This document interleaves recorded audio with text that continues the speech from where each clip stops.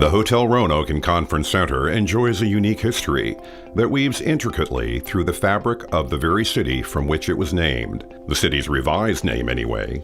As striking, warm, and inviting now as it was more than a century ago, the Hotel Roanoke has long served as a familiar welcome to our region. But if not for a series of unique partnerships and vigorous community campaigns to save the iconic structure, the Hotel Roanoke and Conference Center might not be greeting guests today. Celebrating the 20th anniversary of the redemption of one of Roanoke's first and most cherished landmarks means picking up where peanut soup and spoon bread, an informal history of Hotel Roanoke, ends. First, however, a brief history. Originally chartered as Big Lick in 1874, the city of Roanoke was given its current name by the very same visionary who encouraged two major railways to intersect in a dusty city of hundreds. Frederick J. Kimball, president of Norfolk and Western Railway, envisioned a future for the community that was starkly different from the reality of his day, with the hotel as the centerpiece. In 1881, the first appearance of a recurring theme in the history of Hotel Roanoke began to take shape. A community partnership was forming. Gathering a fine incentive package, a citizens group successfully lobbied Norfolk and Western, now Norfolk Southern, to choose Roanoke as a railway hub. Nearly overnight, Roanoke tripled in population, and the infrastructure of the city started to rise. A capstone on the building boom, Hotel Roanoke opened on Christmas Day of 1882. Over the years, the likes of John D. Rockefeller, Mahalia Jackson, Amelia Earhart, Elvis Presley, decades of Miss Virginia competitors, thousands of business and convention attendees, and their guests, and most importantly, Roanoke residents, have enjoyed the comforting embrace of Roanoke's social and cultural center.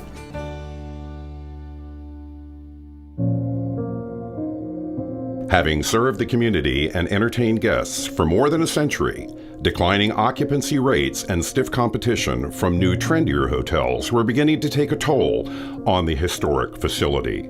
As the 90s edged closer, Norfolk Southern concluded that its business was rail service, not room service. And on July 25, 1989, Norfolk Southern announced plans to gift the hotel to the Virginia Tech Real Estate Foundation. And so, on November 30th, 1989, a last dance was enjoyed inside the Regency Room, and lobby pianist Ray Ebbett played out the last remaining guests. At midnight, for the first time in 107 years, Hotel Roanoke closed her doors to guests. What followed was 17 days of hotel decor being sold off piece by piece. Hotel Roanoke was closed, but hope was not lost. Virginia Tech was searching for opportunities to increase its continuing education presence in the area and asked the Virginia Tech Real Estate Foundation to acquire and redevelop the historic property as a hotel and a conference center, and the clock was ticking. Gifting of the Grand Hotel included a give-back clause, which stipulated that if Virginia Tech Real Estate Foundation could not finance the hotel renewal within 4 years, Hotel Roanoke would be transferred back to Norfolk Southern and quite possibly lost forever. Economic conditions were not ideal. The collapse of the savings and loan industry and tremendous overbuilding meant hotel financing was at its worst since the Great Depression. Calling back to the hotel's roots, a community partnership of well-known and trusted Roanoke Valley civic and business leaders was organized to create a financing and development package that would save the hotel.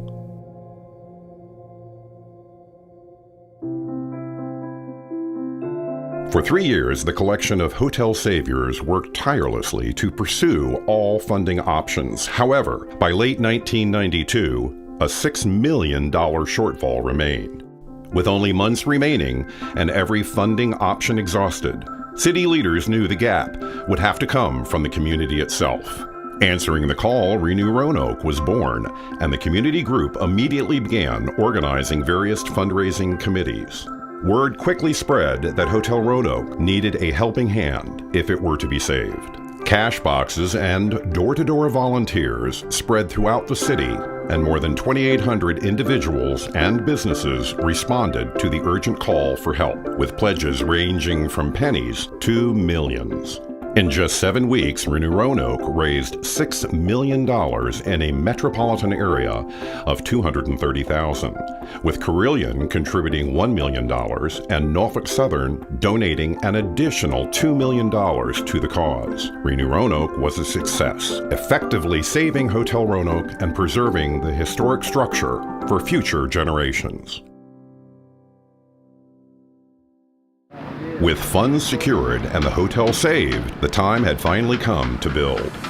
Similar to its original construction, community businesses played a vital role in the project, with 75% of construction contracts awarded to local firms, 15% of which were minority or women-owned. With the property expanding, residents of the historic African-American neighborhood, Gainsboro, were justifiably concerned about potential negative impacts to their community. In response, the Gainsboro Coalition was formed.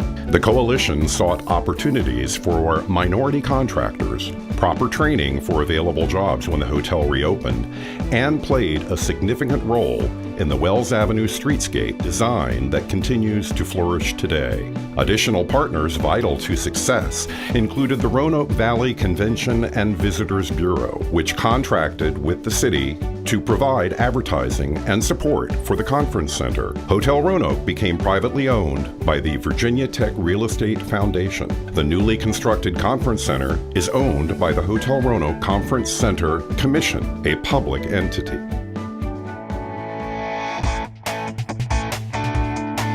In April 1995, the Hotel Roanoke and Conference Center officially opened, operated by DoubleTree Hotels.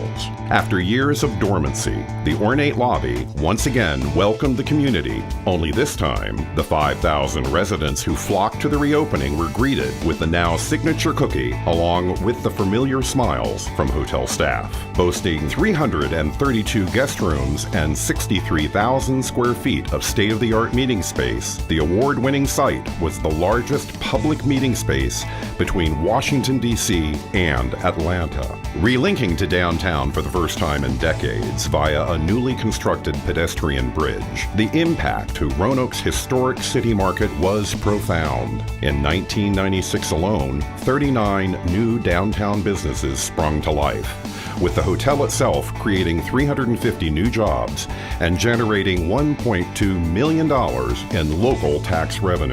The vitality and growth of downtown Roanoke continues to this day. Throughout the last 20 years, restaurant employment has contributed $450 million to the local economy. More than $390 million in large public-private investments have been made over the same time frame, yielding more than $750 million in economic impact. Residential units have grown from being virtually non-existent in 1995 to more than 1,000 by 2014.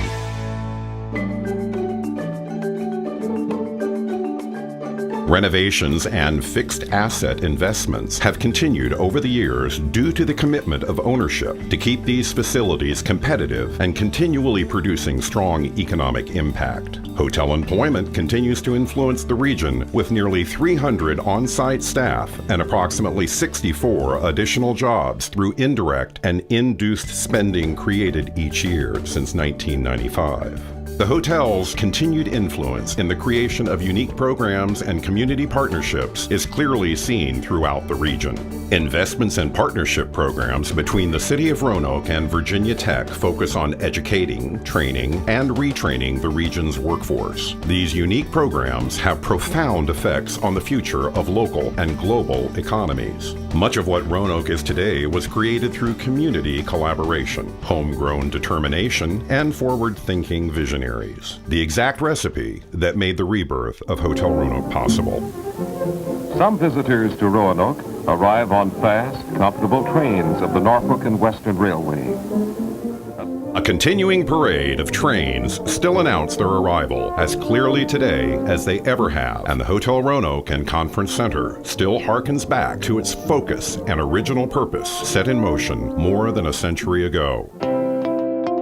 Birthed from an intersecting railway in a dusty city of hundreds and maturing to serve a thriving city of 100,000, the grand old lady on the hill has watched over it all. She stands today to connect Roanoke to the world with her warm smile and welcoming embrace that attracts people, investments, and ideas to our growing region.